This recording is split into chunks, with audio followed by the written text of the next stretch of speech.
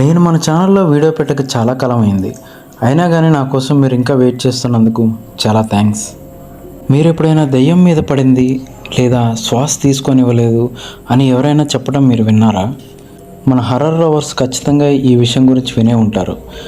దీనిపై సైన్స్లో కూడా చాలా థియరీస్ ఉన్నాయి, కానీ అది ఎంతవరకు నిజమో ఎవరూ చెప్పరు. నా లైఫ్లో జరిగింది ఇప్పుడు మీకు చెప్తాను. నేను పెయింటింగ్ వర్క్ చేస్తుంటాను. ఒకరోజు హైదరాబాద్లోని పటాన్ చెరువులో ఒక వర్క్కి వెళ్ళాను.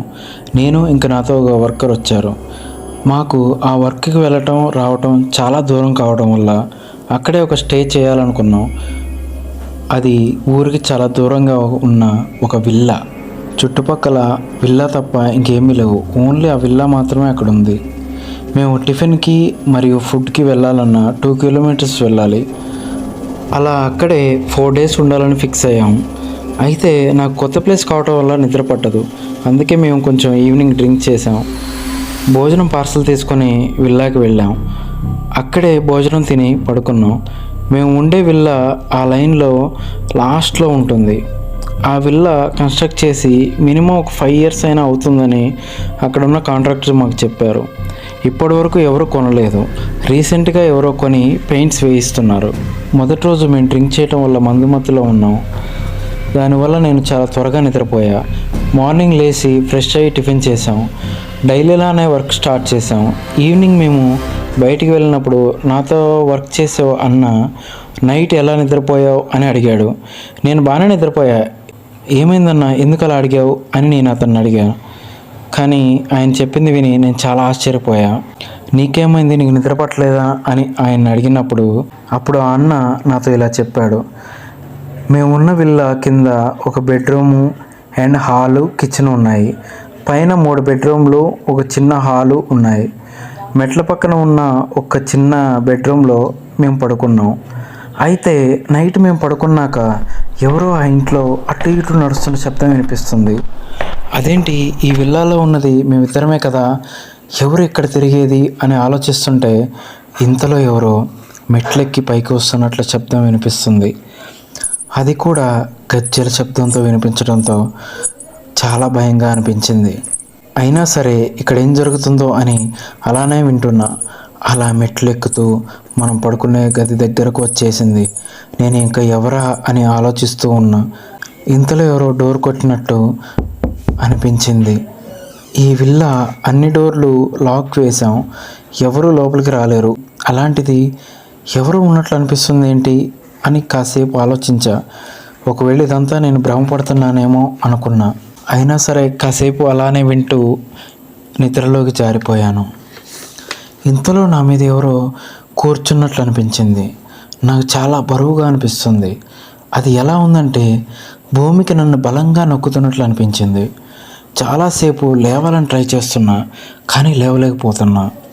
నా కాళ్ళు చేతులు కదిలించాలని ట్రై చేస్తున్నా, కానీ అవి అసలు కనీసం కొంచెం కూడా కదలట్లేదు. చాలాసేపు అలా ట్రై చేస్తూ చాలాసేపటికి ఒక్కసారిగా లేచి కూర్చున్నాను. అప్పుడు నాకు చాలా ఫ్రీగా అనిపించింది. చుట్టూ చూసా, కానీ ఎవ్వరూ కనిపించలేదు. అలా రాత్రంతా నాకు నిద్రలేదు అని అన్న నాతో చెప్పాడు. అన్న చెప్పే మాటలు నాకు కొంచెం ఆశ్చర్యంగా అనిపించాయి. అయినా సరే అన్న కొంచెం ధైర్యం చెప్పాలని, అదంతా నీ భ్రమ అయి ఉంటుంది, అయినా ఈ రోజుల్లో కూడా ఆత్మలు ఉంటాయా, అవేం ఆలోచించుకో, ఇంకో 2 డేస్లో మన వర్క్ కంప్లీట్ అవుతుంది కదా, ఎలాగో వెళ్ళిపోతాం, అలాంటి భయాలు ఏం పెట్టుకోకన్నా అని ధైర్యం చెప్పా. కానీ నాకు కూడా కొంచెం భయం స్టార్ట్ అయింది. సరేలే ఏం కాదులే అని ధైర్యం తెచ్చుకొని ఫుడ్ తీసుకొని విల్లాకి వచ్చేసాం. అప్పటి వరకు నార్మల్గా కనిపించిన ఆ విల్లా అదేదో దెయ్యాల బంగ్లాలా కనిపించింది. అయినా ఈ సమయంలో ఇలా భయపడకూడదని వెళ్ళి ఫ్రెష్ అయ్యి ఫుడ్ తిన్నాం. నైట్ 10 అవుతుంది. నాతో ఉన్న అన్న నిద్రపోయాడు. నాకు సరిగ్గా నిద్ర పట్టడం లేదు, ఎందుకంటే ఆ విల్లాలో దోమలు బాగా ఉన్నాయి. అందులోనూ ఒక ఫ్యాన్ కూడా లేకపోవడంతో నేను రూమ్లో నుండి బాల్కనీలోకి వెళ్ళి పడుకున్నా. కొంచెమైనా గాలి వస్తుందేమో అని అలా చేశా. చాలాసేపటి నుంచి నిద్రపోవడానికి ట్రై చేస్తున్నా. ఇంతలో బెడ్రూమ్ డోర్ ఎవరో ఓపెన్ చేసినట్టు సౌండ్ వచ్చింది. నేను ఇంకా పూర్తి నిద్రలోకి వెళ్ళలేదు. అయినా ఆ శబ్దం నాకు చాలా క్లియర్గా వినిపిస్తుంది. ఎవరో మెల్లిగా అడుగులు వేస్తూ బాల్కనీ వైపుగా వస్తున్నారు. అప్పుడే గాలి రావడం స్టార్ట్ అయింది. నేను పడుకున్న బాల్కనీ డోర్ మెల్లిగా ఓపెన్ అవుతుంది. ఇంతలో గాలి ఆగిపోయింది. నేను మెల్లిగా కళ్ళు తెరవడానికి ప్రయత్నిస్తున్నా. బాల్కనీలో ఉన్న లైట్ వెలుతురులో ఎవరిదో ఒక నీడ నాకు కనిపించింది. నేను పూర్తిగా కళ్ళు తెరిచేలోపే ఎవరో నా మీద పడి బలంగా నన్ను భూమికి నొక్కేస్తున్నారు. నేను లేవడానికి చాలా ప్రయత్నిస్తున్నా, కానీ లేవలేకపోతున్నా. నా చేతుల్లో పక్కకి నెట్టాలని ట్రై చేస్తున్నా, కానీ నెట్టలేకపోతున్నాను. అందులోనూ నా చేతుల్లో కొంచెం కూడా కదలట్లేదు. ఇదంతా కళ లేక నిజమా? నాకేమీ అర్థం కావటం లేదు.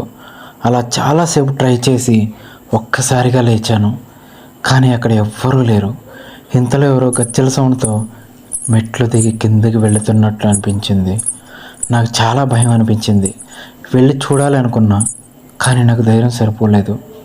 మెల్లిగా బెడ్రూమ్లోకి వెళ్ళి అన్న దగ్గర పడుకున్నా. తెల్లారక జరిగిందంతా ఆ అన్నకి చెప్పా. నేను ముందే చెప్పా కదా తమ్ముడు, ఇక్కడ ఏదో ఉంది, కానీ నువ్వు నమ్మలేదు అన్నాడు.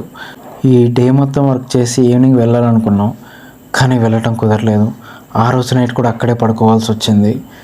ఆ రోజు భయం వల్ల ఇంకొంచెం ఎక్కువ డ్రింక్ చేశా, కానీ ఇలా కాదని రూమ్ వదిలేసి డాబా మీదకి వెళ్ళి పడుకున్నాం. కానీ నాకు చాలా భయంతో నైట్ అంతా నిద్ర పట్టడం లేదు. అదే టైంలో హనుమాన్ సినిమా రావడంతో అందులో ఉన్న హనుమాన్ చాలీసా సాంగ్ రిపీట్ మోడ్లో ప్లే చేస్తూ వింటూ అలాగే నిద్రపోయా. కానీ మధ్యలో కూడా ఎవరో ఆ డాబా మీద ఉన్న డోర్ కొడుతున్నట్లు వినిపించింది. అయినా సరే భయంతో అలానే ఎలాగోలో నిద్రపోయా. కానీ నెక్స్ట్ రోజు ఎట్టి పరిస్థితిలో ఉండాలనుకోలేదు.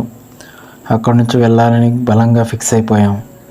అక్కడి నుంచి బయలుదేరిపోయాం. ఈవినింగ్ ఎలాగా ఇంటికి వెళ్ళిపోయాం. పోయాక మాకు వచ్చిన ఫస్ట్ డౌట్, ఏంటి ఇలా జరగటం ఏంటి, అక్కడ ఎందుకు ఇలా జరుగుతుంది అని చాలా క్వశ్చన్స్ రేజ్ అయ్యాయి. కానీ మాకు తెలిసిన విషయం ఏంటంటే, ఆ విల్లా కన్స్ట్రక్ట్ చేసి 5 సంవత్సరాలు అవుతుంది, కానీ ఇప్పటివరకు ఎవరు కొనలేదు. ఎందుకు ఏమిటో మాకు తెలియదు.